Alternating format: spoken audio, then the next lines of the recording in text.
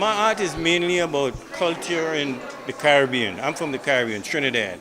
And so at this point, I'm doing a series of stuff that deals with dance and other cultural activities in the Caribbean.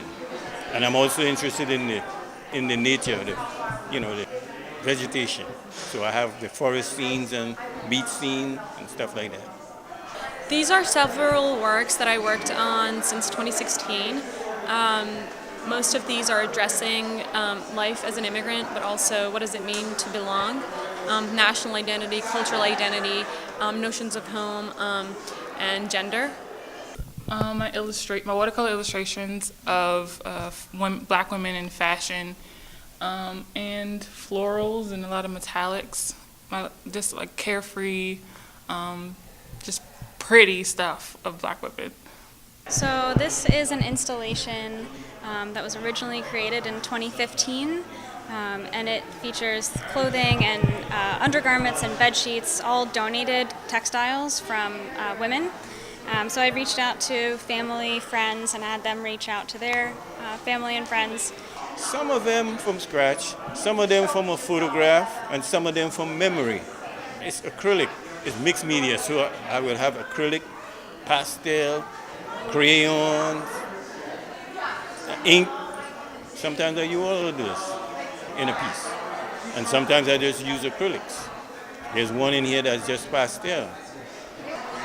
There are several techniques, so each piece is made with a different technique. This one behind you is a collaged image of my childhood home and my Urdu handwriting that I digitally scanned and printed onto chiffon to talk about the ephemerality of home as an immigrant and the delicacy of the idea of home.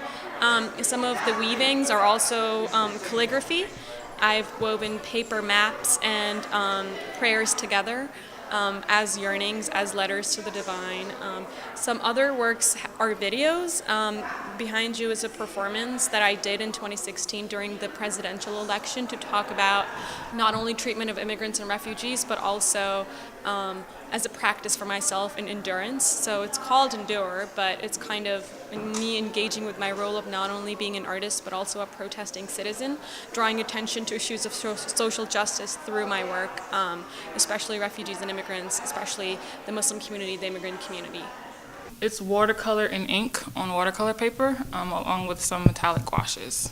Basically, in my studio, I took chicken wire and wrapped and layered and stretched and weaved these donated textiles together.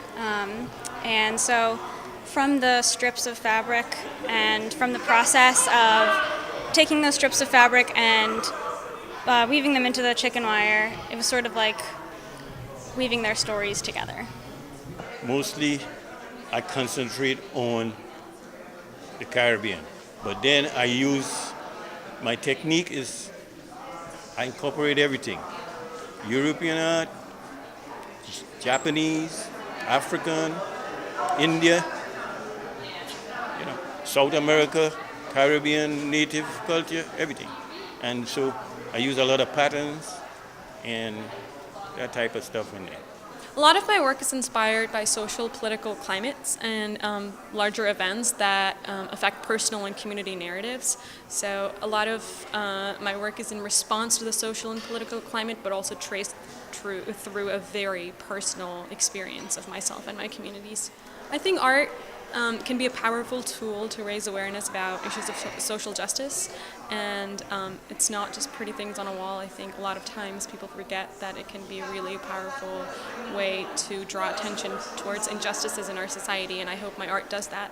I think my favorite is probably the sketching part, kind of get the ideas on the paper and then kind of refining them, and when it's finished, like when it's finished and get the idea out and see how it kind of morphed and evolved from the original sketch. It took a long time. It was definitely a very labor-intensive process, but I really loved hearing all the stories from women as they gave me these these donated clothing. So there were some things that had a lot of personal meaning to people, a lot of sentimentality, stories, specific stories. Some of the items were things that they were received from a lover or got while they were traveling.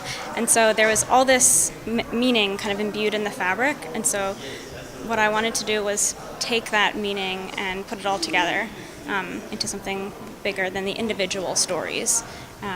So the challenge was time, but I loved making this whole project. So it's 300 linear feet of chicken wire. So this version actually is only about half of it because of the size of the space.